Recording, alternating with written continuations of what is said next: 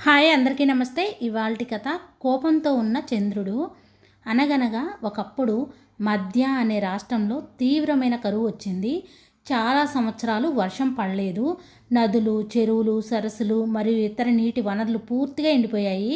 జంతువులు చనిపోవడం ప్రారంభమయ్యాయి. అడవి ప్రాంతంలో ఒక పెద్ద ఏనుగుల గుంపు ఉండేది. వారు ఎక్కువగా బాధపడ్డారు.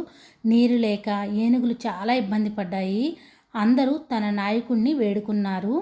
మమ్మల్ని ఇంకో నీటి ప్రదేశానికి తీసుకెళ్ళండి, లేని పక్షంలో మనమందరం చనిపోతాం అని ఆ నాయకుడికి చెప్తారు. ఆ నాయకుడు ఒక పెద్ద ఏనుగు. ఈ పరిస్థితి చూసి నాకు చాలా బాధగా ఉంది. చిన్న ఏనుగులు నీటి కోసం ఏడుస్తున్నప్పుడు నా హృదయం ముక్కలైపోతుంది. కొత్త నీటి వనరుని వెతకడానికి మనం వెంటనే బయలుదేరాలి. ఇక్కడికి వర్షాలు పడిన తర్వాత తిరిగి వద్దాం. అలా మొత్తం ఏనుగుల గుంపు కొత్త నీటి వనరుని వెతుక్కుంటూ ప్రయాణం ప్రారంభించాయి. ఏనుగులు అనేక రోజుల పాటు ప్రయాణించాయి. తమ ఏనుగుల గుంపు మొత్తం ఏనుగుల నాయకుడిపైనే నమ్మకం ఉంచి ముందుకు సాగాయి.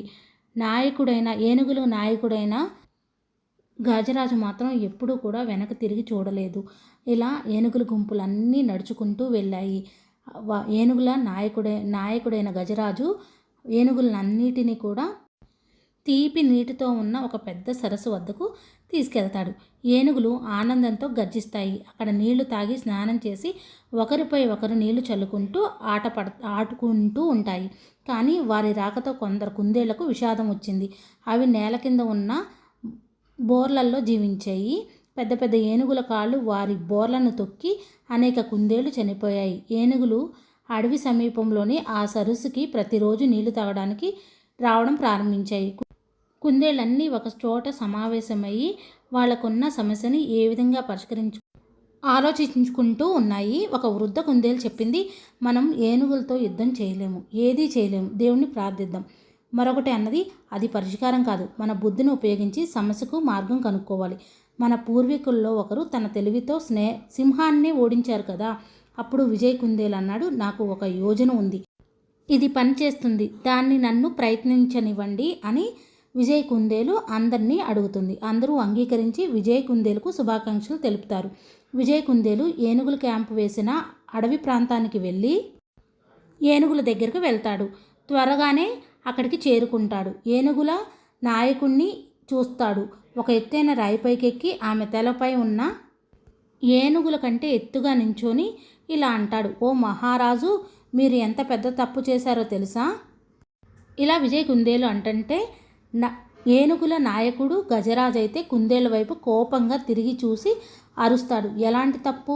నువ్వెవరు? విజయ్ కుందేలు వినయంగా చెప్పాడు, నేను ఒక కుందేలు, మీకు తెలియజేయడానికి వచ్చాను. నేను చంద్రదేవుడి దూతను. ఈ మాట విని ఏనుగుల నాయకుడు ఆశ్చర్యపోయి అయోమయంలో పడతారు. గజరాజు విజయ్ కుందేల్ని ఇలా అడుగుతాడు, చంద్రదేవుడి దూతవా?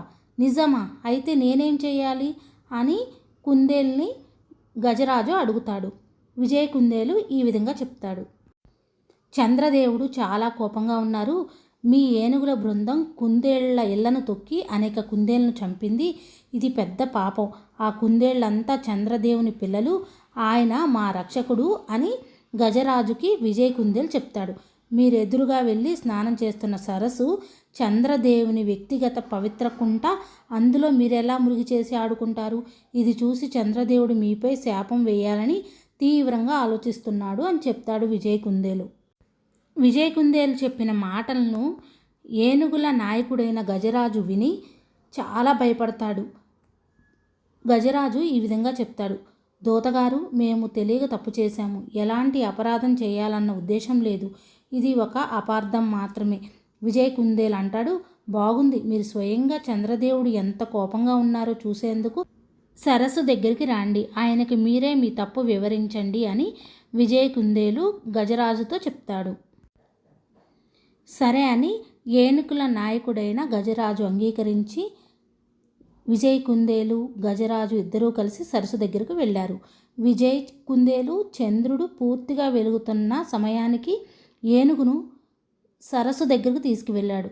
చంద్రుని ప్రతిబింబం నీళ్ళల్లో కనిపిస్తూ నీటి మెరుపులు కంపిస్తున్నట్లుగా కనిపిస్తుంది. విజయ్ కుందేలు ఇలా అంటాడు, చూడండి చంద్రదేవుడు ఎంత కోపంతో వణిగిపోతున్నాడో. అతను శాపం వేయకముందే క్షమాపణ చెప్పండి. ఏనుగుల నాయకుడైన గజరాజు చంద్రుడు నిజంగానే కోపంతో వణిగిపోతున్నారని నమ్మి వెంటనే గజరాజు నీళ్లవైపు తల వంచి ఇలా చెప్తాడు, ఓ చంద్రదేవుడా, మమ్మల్ని క్షమించండి. మేము తెలియక పాపం చేశాము. వెంటనే ఇక్కడి నుంచి వెళ్ళిపోతాము.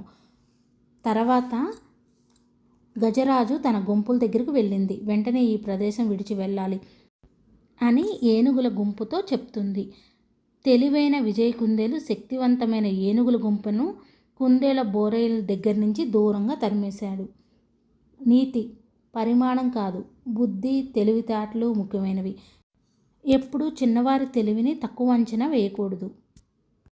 ఇది ఇవాల్టి కథ. కథపై మీ అభిప్రాయాన్ని కామెంట్ రూపంలో తెలియజేయండి. మన ఛానల్ని ఫస్ట్ టైం చూస్తున్నట్టయితే సబ్స్క్రైబ్ చేసుకోండి.